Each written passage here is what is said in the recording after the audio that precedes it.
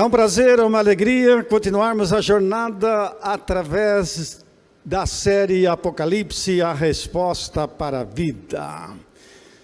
E hoje vamos estudar um tema extraordinário. O Apocalipse revela o porquê do sofrimento. Diante do sofrimento, comumente as pessoas perguntam: se Deus é amor, por que nós temos que sofrer? Por que tanta injustiça? Por que tantas calamidades em nosso mundo? Deus é amor.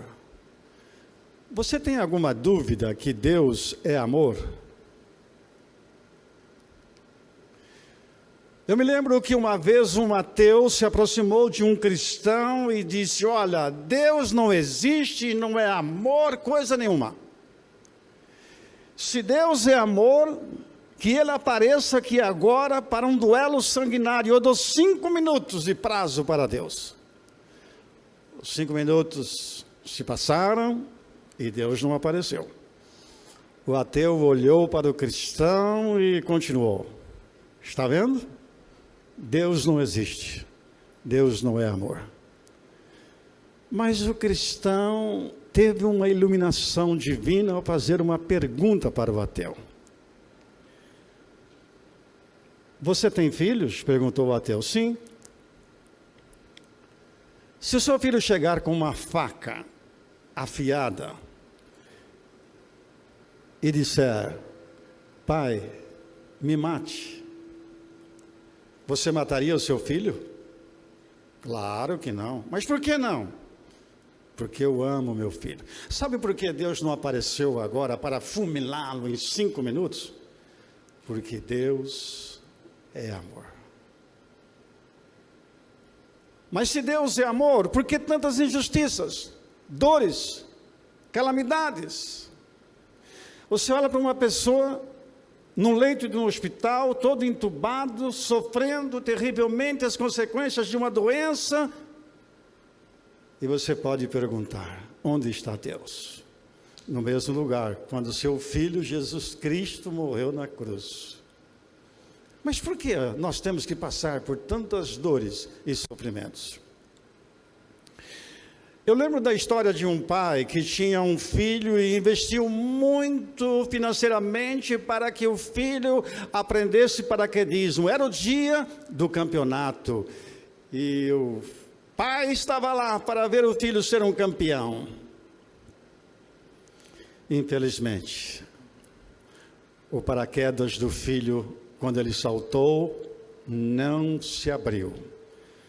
Ele caiu no chão e espatifou-se todo.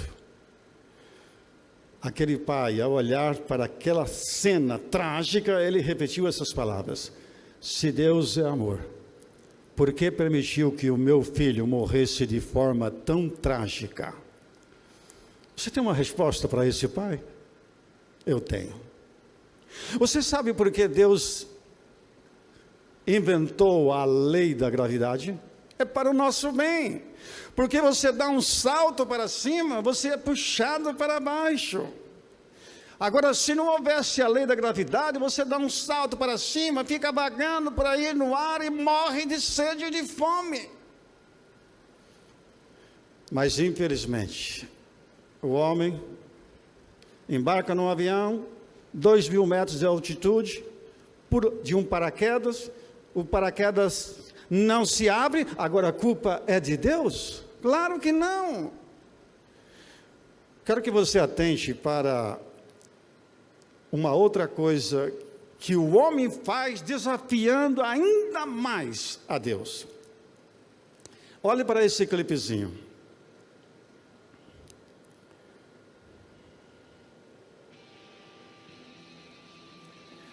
O indivíduo vai pular numa altura de 7,5 km de altura, sem o uso do paraquedas. Ele está vindo em direção à Terra numa velocidade de 93 km por hora. O outro está de paraquedas, mas um está totalmente sem paraquedas. 60 metros antes de chegar no solo, tinha uma tela. E ele caiu sobre aquela tela e sobreviveu. Mas eu pergunto, e se ele não tivesse acertado a tela? Teria sido trágico. Vocês percebem como os homens desafiam as leis de Deus? Por que a dor? Por que o sofrimento? Leia comigo Gênesis 3. Como destes ouvido a voz da serpente, com dor darás à luz filhos, com o suor do teu rosto comerás o pão. Vocês notaram, através deste texto, o porquê da dor e do cansaço, da fadiga?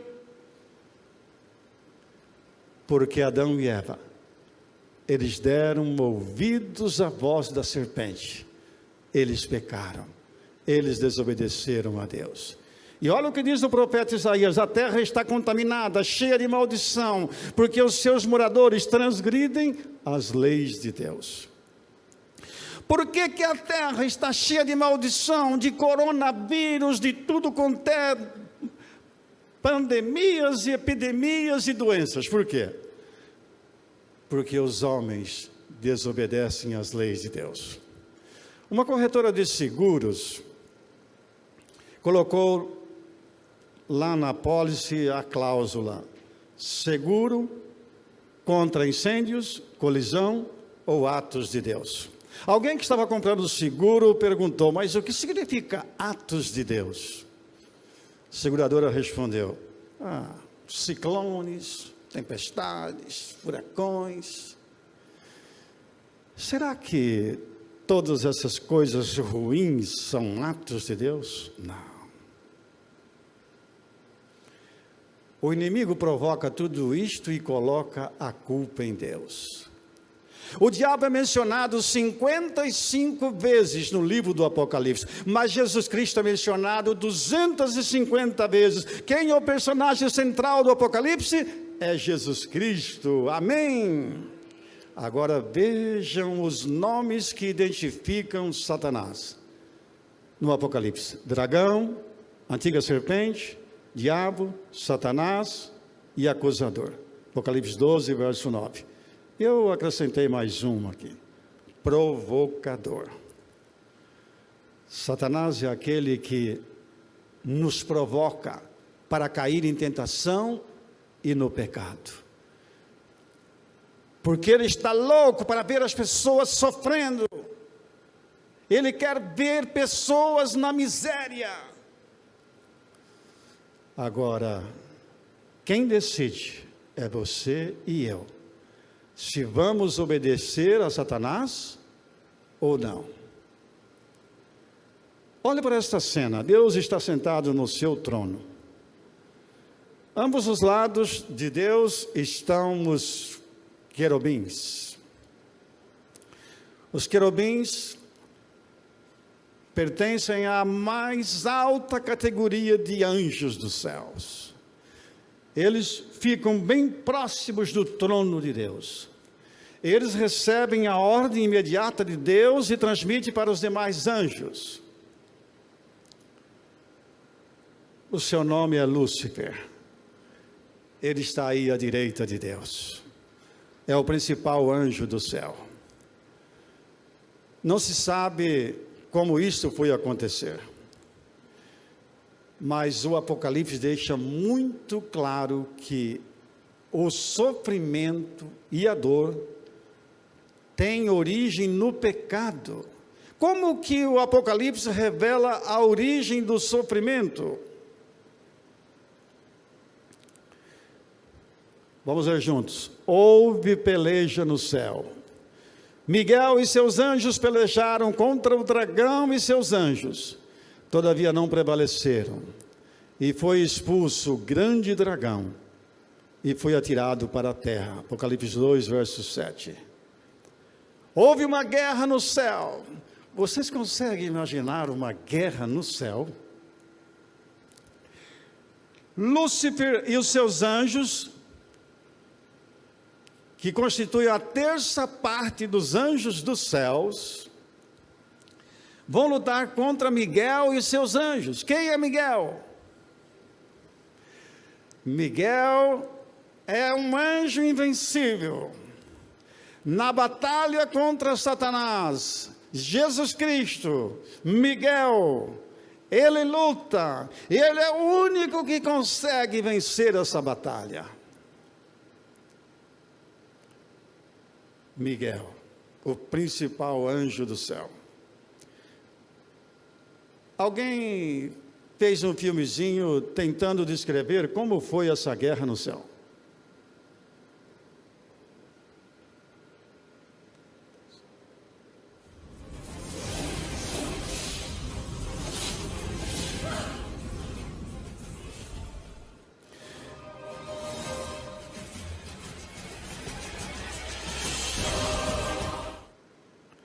Eu quero acreditar que esta guerra foi mais espiritual do que física.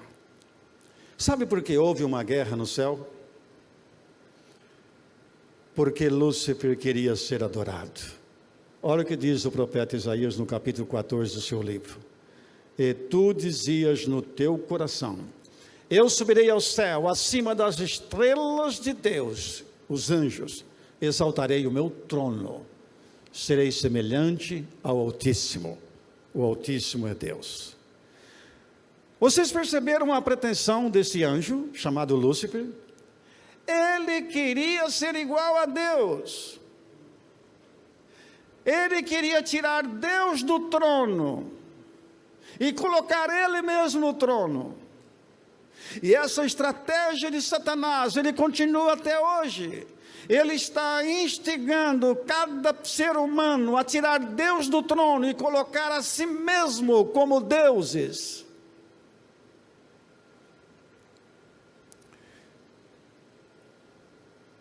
Houve uma reunião lá no céu. Jesus Cristo, o Pai deixou muito claro que o Filho de Deus, Jesus Cristo, era o único que deveria ser adorado. Mas Lúcifer também queria ser adorado. Agora eu pergunto, está correto adorar um anjo ou um líder religioso? Um dia o apóstolo São João recebeu uma visita de um anjo lá na ilha de Patmos, trouxe notícias maravilhosas e o apóstolo João ficou tão impressionado que ele ajoelhou-se aos pés do anjo para adorá-lo, mas o anjo levantou e disse: João, não faça isso, adora a Deus. Sabe por que o anjo não permitiu ser adorado? É porque ele é uma criatura de Deus. E se nós adorarmos uma criatura de Deus, estamos cometendo o pecado da idolatria. Uma ocasião, Cornélio, que era romano, ele também se ajoelha aos pés do apóstolo Pedro para adorá-lo. Olha a reação de Pedro: Cornélio, levanta-te, porque também sou homem. Atos 10, 25. Um anjo não permitiu ser adorado. O apóstolo Pedro também não permitiu ser adorado. Mas Lúcifer quer ser adorado. Qual foi o resultado mesmo desta guerra que houve lá no céu? Vocês sabem que Lúcifer foi expulso do céu. Uma terça parte dos seus anjos. Ele perdeu a batalha. E Satanás, ele perde todas as batalhas contra Jesus Cristo.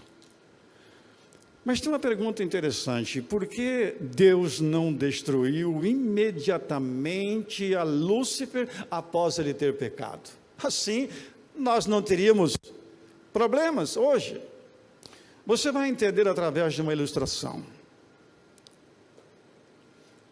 Vamos imaginar um pai que tenha um filho, mas esse filho, apesar de ter recebido toda a educação para o bem, mas ele escolhe seguir o mundo do crime e da violência. Agora eu pergunto: o pai vai destruir o filho porque ele escolheu o mau caminho? Não. Vocês estão entendendo por que Deus não destruiu imediatamente a Lúcifer? A verdade é que o conflito se transfere para o planeta Terra. E olha agora a astúcia de Satanás.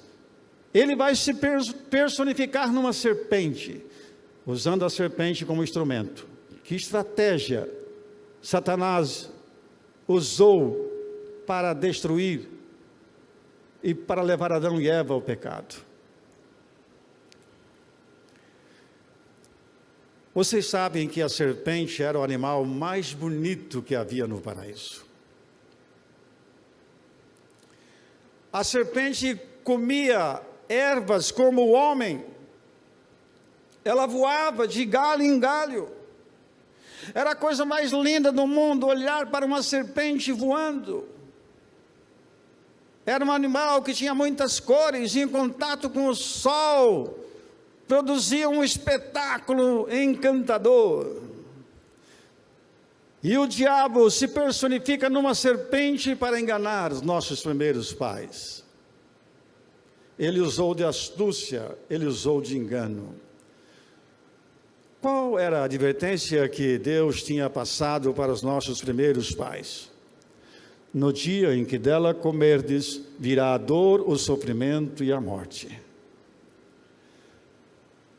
Pense comigo uma coisa. Como foram agradáveis aqueles dias que Adão e Eva passaram com o Criador ali no jardim do Éden.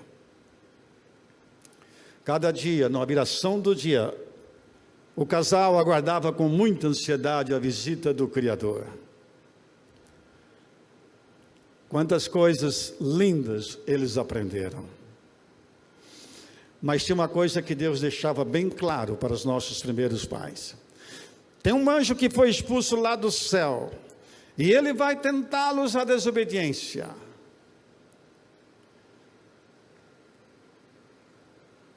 Eu quero provar a fidelidade que vocês têm para comigo. Aqui no meio do jardim está a árvore da ciência do bem e do mal. Vocês podem comer de todas, menos desta que está no meio do jardim.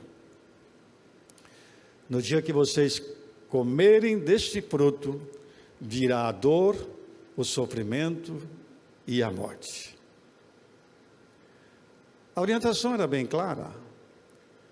Mas o diabo chega em seguida e vai desfazer a palavra de Deus, dizendo: Eva, pode comer, você não vai morrer, você vai ser como Deus.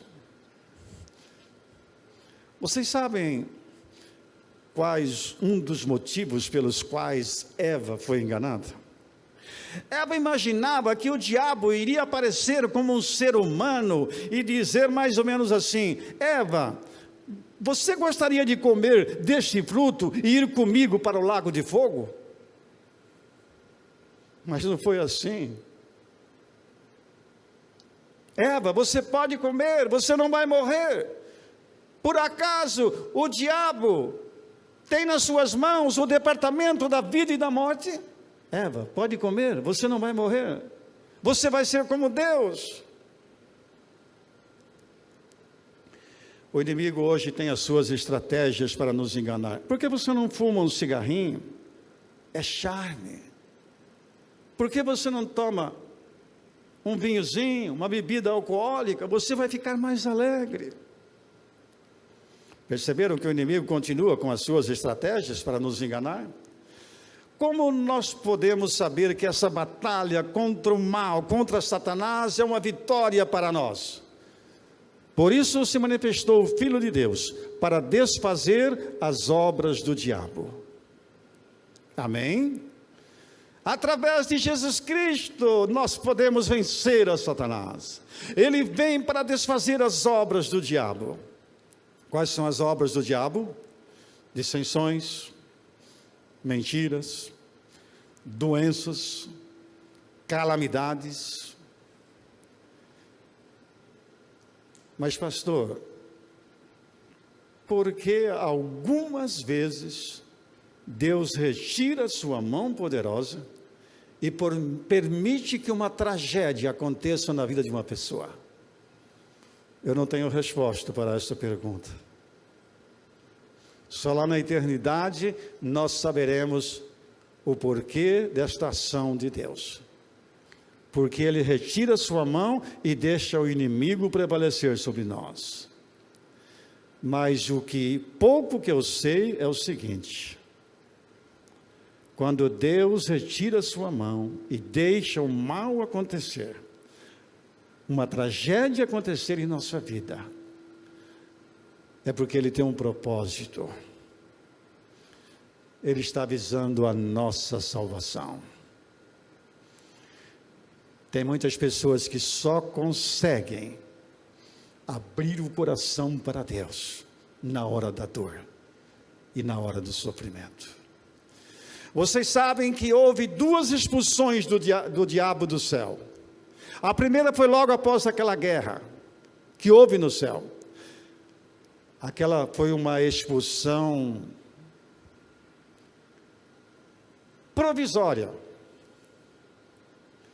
Agora, quando Jesus Cristo morreu na cruz, Apocalipse 12, verso 12, a expulsão do diabo do céu foi definitiva, porque antes de Jesus morrer, Ele ia nos concílios dos céus, como representante do planeta Terra.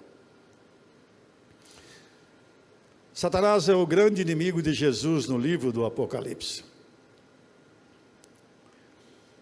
E a grande questão é que Satanás quer ser adorado.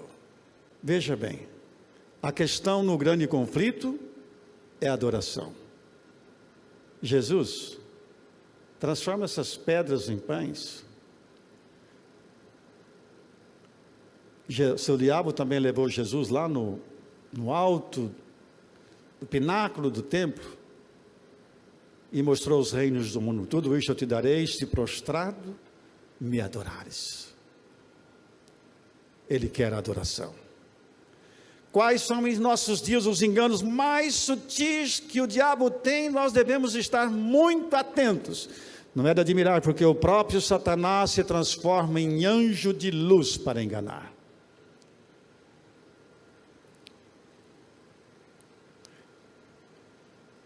Muita gente acha que o diabo é um ser horrível, com chifres, com uma forca na mão.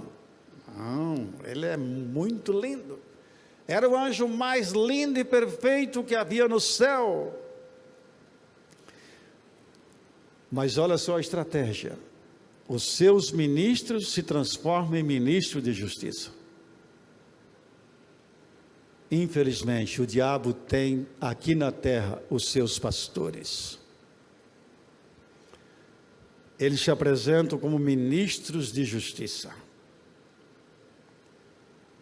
Mas eles pregam meia verdade e são ministros de Satanás.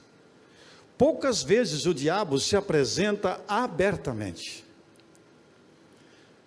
Sean, o fundador do satanismo nos Estados Unidos, ele está tendo aqui uma entrevista com o pastor Mark Philly, e o pastor perguntou: mas escuta, por que você serve a Satanás? Ele respondeu: porque o diabo nos dá conforto, nos dá muito dinheiro,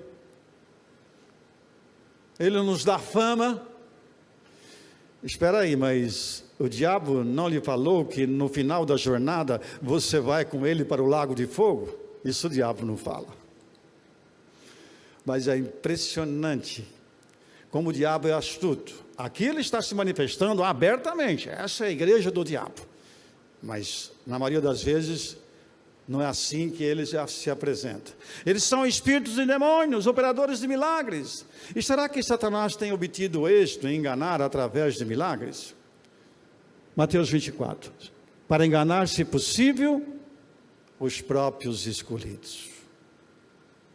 Se possível, Satanás enganaria até os escolhidos de Deus. E olha uma coisa. Como que Satanás engana? Vamos ler esse texto aqui na tela. Em teu nome não fizemos muitos milagres, Então lhes direi: nunca vos conheci. Apartai-vos de mim, os que praticais o pecado. Um dos enganos, maiores enganos dos últimos dias, são os falsos milagres. Satanás engana através de milagres. Ele usa um falso líder religioso, faz um milagre em nome de Jesus Cristo, mas pelo poder de Satanás. E o pior, que a pessoa recebe um milagre num falso movimento religioso, depois ela se sente na obrigação de continuar lá naquela igreja, porque lá é que ela recebeu essa bênção, essa cura. Percebe a estratégia do diabo para enganar? O diabo coloca a doença e ele atira. Ele promete cura e restauração, mas depois vem a doença como consequência do pecado. Uma pergunta interessante: Satanás usa a Bíblia? Ele conhece a Bíblia? Muito mais do que qualquer um de nós. Mas Satanás usa a Bíblia fora do contexto. Querem ver um exemplo? Um texto da Bíblia: Judas se enforcou. Mais na frente: faze tu também o mesmo. E o que você tem que fazer? Faze-o depressa. Se eu juntar esses 3 versos da Bíblia, qual é a sugestão da Bíblia para cada um de nós? Pode se suicidar. Usar a Bíblia corretamente é uma arma para vencer a Satanás. Então, na primeira tentação, Jesus diz: está escrito, não só de pão viverá o homem. Vocês percebem que Jesus Cristo está usando a Bíblia na primeira tentação, mas olha na segunda tentação, o diabo também usa a Bíblia. Pule daqui, mestre, porque está escrito: os teus anjos te sustentarão nas tuas mãos. Realmente está escrito lá em Salmos 91, numa circunstância de um acidente, Deus pode mandar um anjo para nos sustentar. Mas agora você pulando voluntariamente de um prédio, Deus não vai mandar ninguém para te sustentar. Percebem como o diabo usa a Bíblia fora do contexto para enganar? Contra quem Satanás está muito enfurecido nesses últimos dias? O livro do Apocalipse, no capítulo 12, o verso 17, responde: irou-se o dragão aqui é Satanás no Apocalipse, ele irou-se contra a mulher aqui é a igreja, e foi pelejar com o restante da sua descendência. Quem são eles? Com os que guardam os mandamentos de Deus. Se tem um grupo de pessoas que o diabo está extremamente irado nesses últimos dias, são com aqueles que optaram por guardar os 10 mandamentos da Bíblia. Porque o diabo sabe que estas pessoas estão no caminho certo. De acordo com o Apocalipse, como podemos vencer a Satanás? Eles, pois, o venceram por causa do sangue do Cordeiro e por causa da palavra do testemunho que deram. Mesmo em face da morte, não amaram a própria vida. Só tem um jeito de vencer o diabo: através do sangue de Cristo. Porque o sangue de Cristo nos purifica e nos limpa de toda a mancha do pecado. Então o diabo não pode mais nos acusar. Tem um outro jeito de vencer o diabo: pelo nosso testemunho. Quantas pessoas, através do testemunho de uma vida santa, esse é o maior testemunho, maior argumento, aliás, em favor do Evangelho, é o testemunho de uma vida santa. O grande segredo para vencer a Satanás é nos apegarmos à cruz. Cristo venceu, nós também venceremos. John Hus foi martirizado por causa da sua fé. Mas vocês não conseguem imaginar quantas pessoas decidiram seguir a Cristo por causa do testemunho desse homem. Vamos vencer a Satanás através do nosso testemunho. Vocês sabem que Satanás está derrotado no Apocalipse. Ai da terra e do mar, pois o diabo desceu até vós, cheio de grande cólera, sabendo que pouco tempo lhe resta. Logo, muito logo, vai chegar o fim desse anjo mau. Ele já está derrotado no livro do Apocalipse. Ele vai ser lançado no lago de fogo, juntamente com seus anjos, os ímpios, todos aqueles que preferiram seguir a sugestão do diabo e desprezaram as orientações de Deus. Esse vai ser o estranho ato de Deus. Então, tem uma boa notícia. A dor vai acabar. Deus enxugará dos nossos olhos toda lágrima. A dor, a morte, não mais existirá. Que notícia maravilhosa. Deus vai enxugar a nossa última lágrima. Cada lágrima é um coração partido. É a mãe que chora porque vê o marido sem vida num caixão. A mãe chora também porque vê o filho no mundo das drogas, indo embora de casa. Cada lágrima é um coração partido. Mas Deus vai enxugar dos nossos olhos a última lágrima. Na hora da crise, da angústia e da dor. Vá até Jesus Cristo. Porque Ele quer enxugar as suas lágrimas. Ele quer eliminar a dor do seu coração. Ele quer tirar a angústia do seu coração. Ele quer encher o seu coração de paz. Ele quer oferecer para você uma graça preciosa. A dor vai acabar. Escute essa mensagem especial.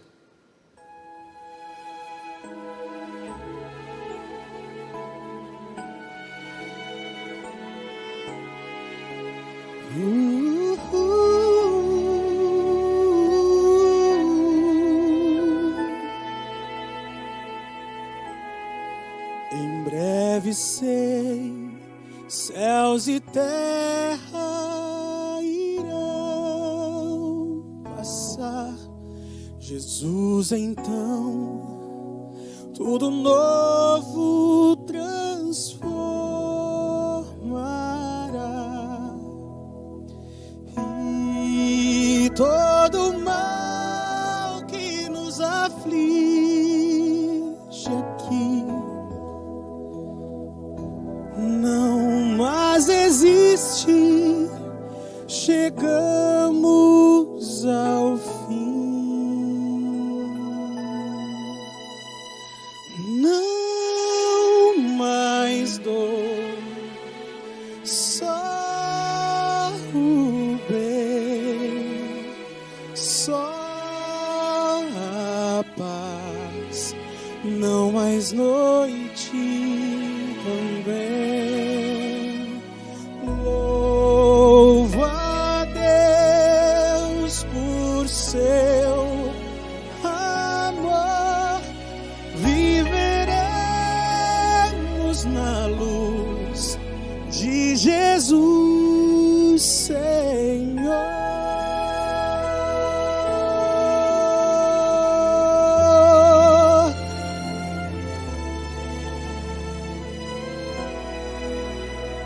Já posso ver os louvores da multidão. Já posso ouvir a mais bela e feliz canção. O grande livro aberto está, e eu posso posso ouvir o meu nome chamar,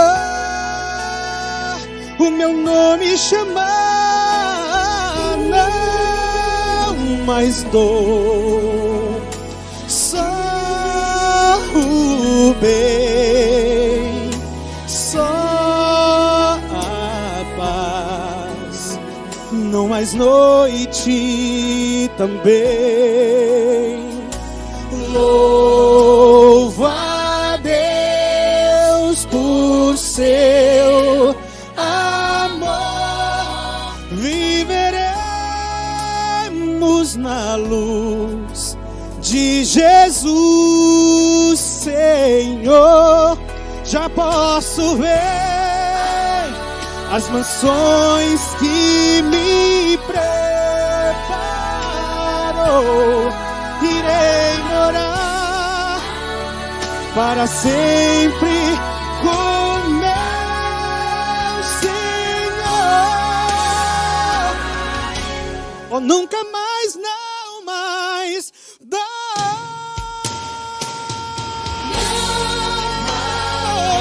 não mais dor, e só o bem, só a paz.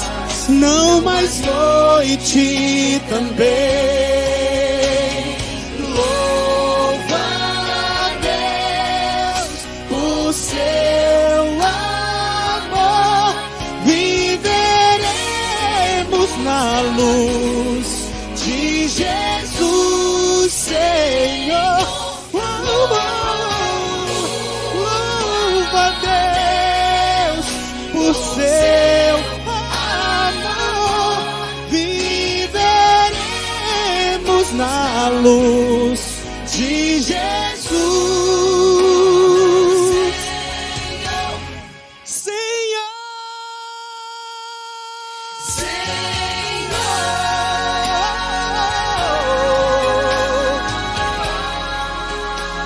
Jesus, o Senhor.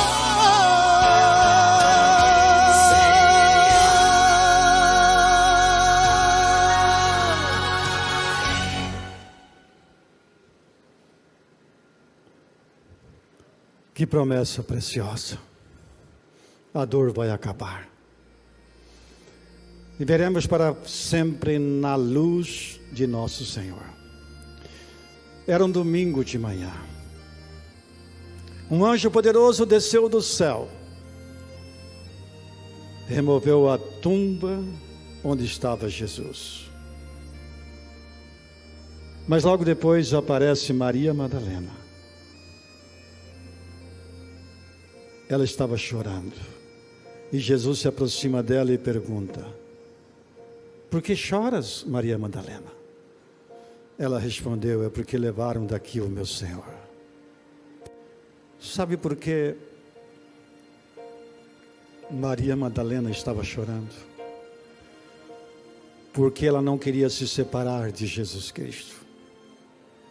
Aquele Jesus que a tirou da miséria, da prostituição, aquele Jesus que transformou completamente a sua vida, ela não queria se separar de Jesus, por isso ela chorava, porque alguém tinha levado o corpo de Jesus. Mas depois ela reconhece que está na presença de Jesus ressuscitado. Por que você chora? Por que você já chorou? Em Esdras capítulo 5, temos uma informação de que as pessoas choraram quando a Bíblia foi aberta. E eles descobriram que estavam longe de Deus, dos caminhos de Deus. Então eles choraram de arrependimento. Se tem um motivo muito precioso para você e eu chorarmos, é chorarmos de arrependimento, por ter feito algo que magoou o coração de Deus. Por que você chora? Você gostaria de agora dizer para Jesus: Senhor Jesus,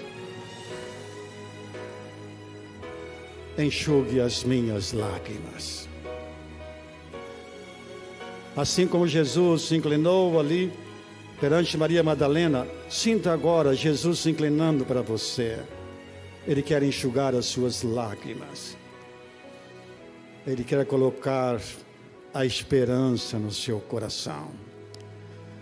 Esperança de que logo as pandemias, as doenças, as dores, o sofrimento, as calamidades, tudo vai ficar no passado. Você gostaria de dizer: Senhor Jesus, eu quero me colocar em tuas mãos preciosas, e que eu quero sentir essa paz que só o Senhor pode dar. Quantos têm esse desejo? Levante a sua mão. Fique com a mão levantada, vamos orar. Obrigado, bom Deus, nós estamos com a nossa frágil mão levantada em direção aos céus, porque queremos segurar nas poderosas mãos de Jesus. Nos sentimos às vezes fracos, sem forças para lutar contra a dor, o sofrimento, a tentação, o pecado. Mas, ó Senhor Jesus Cristo, segure nas nossas mãos, nos dê aquela força, o poder para vencer as duras provas dessa vida. Nós queremos ser vencedores pelo poder da Tua graça. Aceites a nossa entrega, a nossa decisão, em nome de Jesus. Amém. O nosso próximo estudo, as boas novas do Apocalipse.